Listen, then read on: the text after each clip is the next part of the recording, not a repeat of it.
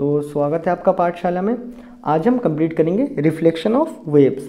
अब देखो, इसमें आपको तीन चीज़ें पढ़ना है। एक तो जब वेव कोई रिजिड बॉडी से टकराएगा तब ये कैसा होने वाला है, रिफ्लेक्शन कैसा होगा वो आपको पढ़ना है। दूसरा, जब ये वेव कोई आपका नॉन रिजिड बॉडी से टकराएगा तब क्या होगा। डन, ये दोनों चीज़ें हमें डिस्कस करना है। और तीसरा हम करने वाले डिस्कस कि जब एक वेव का एंड ओपन होगा तब इसमें कैसा होता है रिफ्लेक्शन, वो हमें बात करना है। डन, बेसिकली इसमें जो रिफ्लेक्शन में जो फेज चेंज होता है उसकी बात करना है।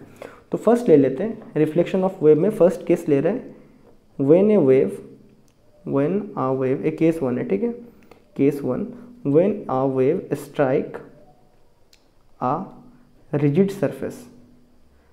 जब कोई रिजिड सरफेस से, मतलब समझ रहे हो ना, रिजिड सरफेस से टकराएगा जैसे पेन वगैरह, तब ये वेव कैसा बिहेव करेगा।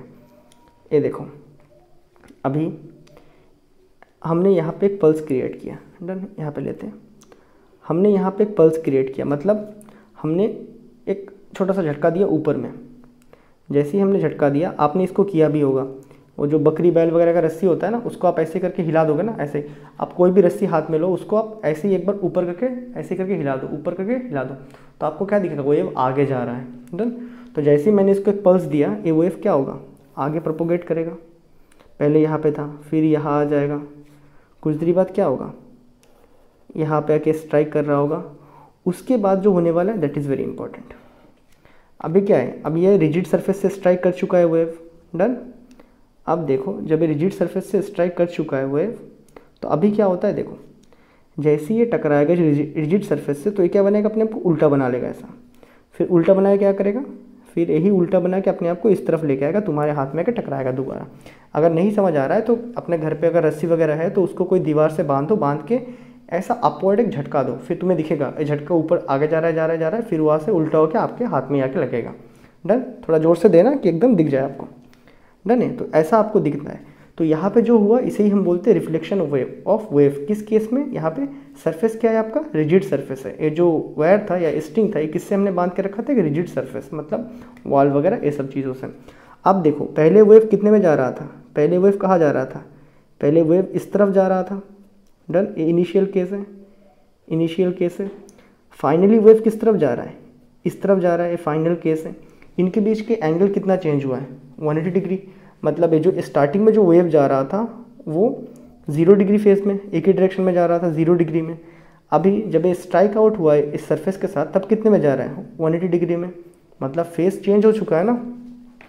इसी चीज़ को हमें निकालना है, तो हम इसमें इंटरेस्टेड है इस पी पॉइंट पे कितना इंटेंसिटी, इस पी पॉइंट पे पार्टिकल का डिस्प्लेसमेंट कितना होगा, इस पर्टिकुलर पॉइंट पे पार्टिकल का डिस्प्लेसमेंट कितना होगा, वो हम निकालना चाहते हैं इस केस में। डन, तो पहले एक इम्पॉर्टेंट जो पॉइंट हम लिखेंगे, व्हेन आ वेव या फिर आपका पल्स, कुछ भी चलेगा, अगर एक है तो पल्स है, ठीक है। बहुत सारा कर दिया तो वेव बन जाएगा वो।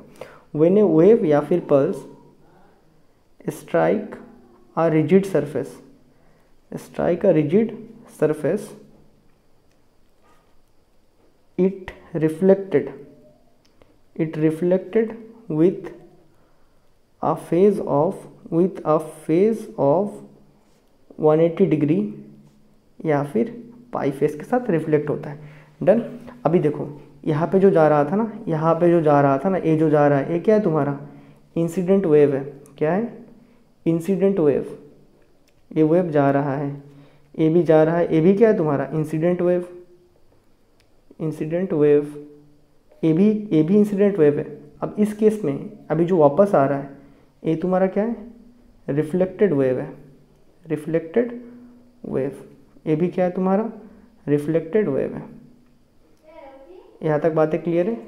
जब भी कोई वेव, जब कोई रिजिड सरफेस को स्ट्राइक करता है तो कितना फेस चेंज होता है, 180 डिग्री या फिर पाई का। डन, अभी मान लो let the equation of incident wave, incident wave का इक्वेशन को मानते हैं। स्टार्टिंग में इस तरफ जा रहा था तो उसमें कोई फेस चेंज नहीं था, that is y1 is equal to amplitude, हमने कोई एक सर्टेन एम्पलीट्यूड दिया होगा a amount, that is a sine kx minus omega t. ए हो गया first equation. The equation of reflected wave reflected wave का इक्वेशन जो कि इस पर्टिकुलर पॉइंट पर रिफ्लेक्ट होना शुरू किया, तो इस पर्टिकुलर पॉइंट पे फेस कितना चेंज हो चुका है 180 डिग्री में, तो इसका इक्वेशन क्या बनेगा y2 is equal to A sign, बाकी सारे टर्म को हम सेम लिखेंगे, फेस कितना चेंज हो चुका है अपॉन 180 डिग्री हो चुका है ना, 180 मतलब क्या हो चुका है पाई हो चुका है, डन। ये तुम्हारा इक्वेशन 2 है। अब देखना therefore net displacement at P, इस P पॉइंट पे नेट डिस्प्लेसमेंट कितना निकालते हैं, y net is equal to y1 plus y2, हाँ या ना। y1 कितना है तुम्हारे पास a sine kx minus omega t plus y2 कितना आया a sine kx minus omega t plus pi, ये डन है। अब ज़रा देखना, इसको एज इट इज़ लिखते हैं a sine kx minus omega t, इसको लिख दिया, प्लस यहाँ पे भी a, इसको एक ही साथ लिखेंगे। अगर तुम देखो इसको तो ये क्या है साइन, अगर मैं इसको पूरा एज ए थीटा मानूँ, थीटा प्लस पाई या फिर साइन पाई प्लस थीटा, बात क्या है सेम ही है ना। अब देखो साइन पाई प्लस थीटा क्या होता है, अपने मैथ में पढ़ा है, sine pi plus theta quadrant देखना है, पाई यहाँ पे होता है, थीटा मतलब ये वाला क्वाड्रेंट में हमने पढ़ा है ऑल सिल्वर टी कप्स, तो इस क्वाड्रेंट पे खाली tan पॉजिटिव होता है, तो साइन तो यहाँ पे नेगेटिव होगा, तो नेगेटिव साइन लगा दिया हमने। अभी पाई एंगल में ट्रिग्नोमेट्रिक फंक्शन रोटेट नहीं करते, तो साइन क्या रह जाएगा, साइन ही रह जाएगा, आया समझ में ना, तो माइनस साइन थीटा कहलाएगा। तो अगर मुझे इसको लिखना है, इसको एज अगर मैं देखूँ साइन थीटा प्लस पाई या फिर पाई प्लस थीटा, एक ही चीज़ है ना, थीटा प्लस पाई लिख दूँ पूरा इसको थीटा मान के, या फिर पाई प्लस थीटा लिखो, बात क्या है सेम ही है। तो साइन पाई प्लस थीटा कितना आ रहा है माइनस साइन थीटा आ रहा है, डन। इसको लिखते ए साइन थीटा, और ये जो माइनस रहेगा जब इसके साथ ए पूरा माइनस में आने वाला है ना, ये तो पूरा माइनस साइन थीटा आएगा, that is kx minus omega T आएगा। जब ये माइनस इसके साथ मल्टीप्लाई होगा इस प्लस के साथ, तो क्या आएगा प्लस माइनस माइनस, थीटा का जगह को चेंज कर देते चलो, theta that is kx minus omega T. जब इसको करेंगे दोनों क्या आ रहा है सेम आ रहा है, तो डिस्प्लेसमेंट कितना आएगा, नेट डिस्प्लेसमेंट कितना आएगा आपका पॉइंट P में 0 आएगा, इसलिए यहाँ पे डिस्प्लेसमेंट कुछ नहीं होता है, ठीक है, यहाँ पे ऐसा 0 ही रहता है, यहाँ पे कुछ डिस्प्लेसमेंट नहीं होता है, वेव अपना आप रिफ्लेक्ट होकर चले जाता है। तो ये आपका पहला केस है, जब आपका कोई भी वेव किस में जाके टकराएगा, आपका कोई रिजिड सरफेस से टकराएगा, तो 180 डिग्री में अपने फेस को चेंज करेगा और रिवर्स आ जाएगा, और जहाँ पे वो टकराने वाला है स्ट्राइकिंग आउट पॉइंट में, वहाँ पे नेट डिस्प्लेसमेंट 0 होगा। तो therefore net displacement at striking point is 0। ये बातें हमें आया समझ में कि उस पर्टिकुलर पॉइंट में नेट डिस्प्लेसमेंट क्या होगा 0 होगा। अब देखते हैं second case, that is case 2। अब केस 2 में क्या होता है, जब हम लोग का यही चीज़ रिजिड सरफेस से नहीं टकराएगा, ठीक है, when a wave is not striking with a rigid surface,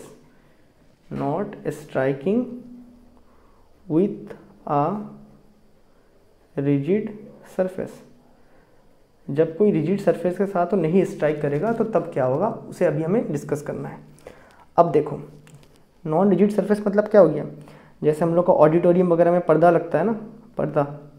अब देखो जैसे ही यहाँ पे एक वेव आएगा, मैं वेव को ऐसे ही बना रहा हूँ, ठीक है, यहाँ पे सपोज एक वेव आया, ये क्या वेव है तुम्हारा, इंसिडेंट वेव है, ये इंसिडेंट वेव, कोई एक इंसिडेंट वेव आया यहाँ पे, तो जैसे नॉन रिजिड है तो क्या करेगा, इसमें से कुछ वेव इस तरफ ट्रांसमिट हो जाएगा, तो इसको क्या बोलेंगे हम, transmitted wave, done. Non rigid surface है तो कुछ ट्रांसमिट हो जाएगा, और कुछ वेव क्या हो जाएगा इस सरफेस से रिफ्लेक्ट भी होगा।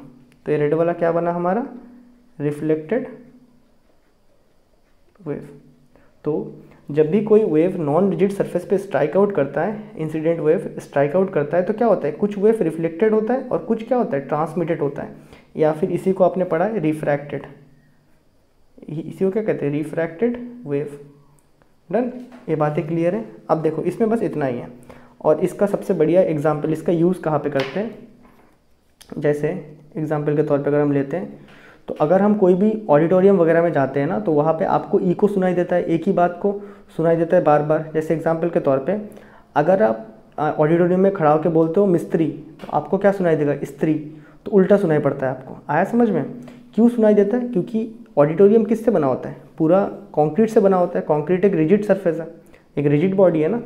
तो उस केस में अगर हम कंक्रीट में क्या करते हैं? कुशन लगवा देते हैं। कुशन मतलब वो पर्दा होता है ना, अगर वो पर्दा को लगवा देंगे तो ये क्या है? नॉन रिजिड बॉडी है।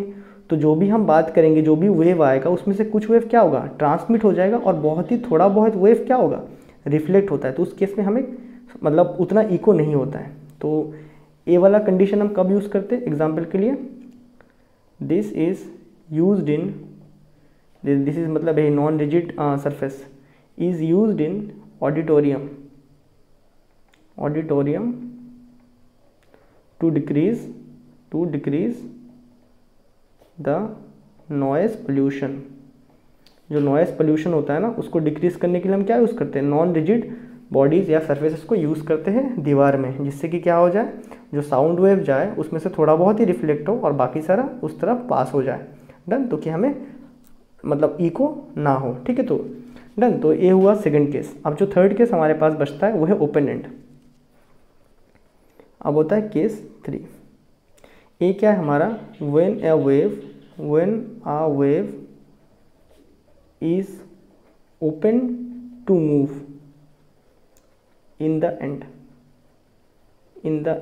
इसका मतलब होता है अगर कोई एक वेव तुम्हारा मूव करने के लिए अलाउ कर दिया जाए एंड में। तो सपोज मैंने यहीं पे सेम स्ट्रिंग लिया, एक सब्बल है, मान लो एक नेल या फिर कुछ भी डंडा मैंने गाड़ के रखा। इस डंडे के साथ मैंने देखो इस डंडे के अंदर मैंने एक रिंग को डाला, ठीक है, और इस रिंग को मैंने क्या किया? एक वेव से कनेक्ट कर दिया। अब क्या होगा? जब मैं इसमें पल्सेस क्रिएट करूँगा ना, सपोज मैंने इस पर ऐसा पल्स क्रिएट किया, डन, तो ये पल्स आगे प्रोपोगेट करने वाला है। डन, तो ये पल्स आगे प्रोपोगेट करेगा। उसको बनाते हैं, यहाँ पे क्या है? एक रिंग है, ठीक है। तो ये पल्स आगे आया, पल्स यहाँ तक पहुँच चुका है। जब ये यहाँ तक पहुँचेगा ना, तो उसके बाद क्या होगा? देखो, उसके बाद ये जो रिंग है ना, इसको ऐसे करके ऊपर कर देगा। डन, ये जो वेव है इस रिंग को ऐसे करके ऊपर कर देगा। पार्टिकल जो है ना, यहाँ पे क्या है? एक पॉइंट पार्टिकल के जैसा बिहेव कर रहा है रिंग, इसको ऊपर करेगा। उसके बाद क्या होगा? समझना ज़रा। ये फर्स्ट डायग्राम, ये सेकंड, ये थर्ड, और ये तुम्हारा बनेगा भी फोर्थ। उसके बाद क्या होगा? आप चाहे तो करके देख सकते हो। उसके बाद ये जो टॉप पहुँचा ना, ये फिर से नीचे आएगा। जब ये नीचे आएगा क्या करेगा? ये नीचे आ रहा है तो यहाँ पे एक वेव बन रहा होगा। जैसे ये नीचे आएगा तो यहाँ पे एक ऐसा एक वेव बन जाएगा ना। तो जैसे ही यहाँ पे नीचे आएगा दोबारा एक वेव बनेगा, और वो क्या करेगा? इसी डायरेक्शन में प्रोपोगेट करेगा। डन, आया समझ में? क्या इसमें फेस चेंज हुआ? पहले भी कितने में जा रहा था? पहले भी इसी डायरेक्शन में जा रहा था, अभी भी क्या है? उसी डायरेक्शन में जा रहा है। अब देखो, मतलब उसका ऑपोजिट में जा रहा है ना। इस केस में क्या हुआ था? एंगल ही बदल दिया था, पूरा 180 शिफ्ट कर दिया था। इसमें क्या है? जो लाइन में आया उसी लाइन में वापस जा रहा है। तो याद रखोगे आप, जब कोई ओपन एंड में, जब कोई स्ट्रिंग का एंड ओपन है, तो उस केस में हम लोग जो बीट्स या फिर जो भी वेव भेजते हैं, वो वेव क्या होता है? सेम फेस के साथ रिफ्लेक्टेड होता है। डन, तो क्या? In open and string the reflected wave comes with same phase as incident wave। So incident wave का जो फेज होता है ना, वही सेम फेज के साथ क्या होता है? रिफ्लेक्टेड वेव भी आपका वापस आता है। किस केस में? अगर उसका एंड क्या हो? ओपन हो।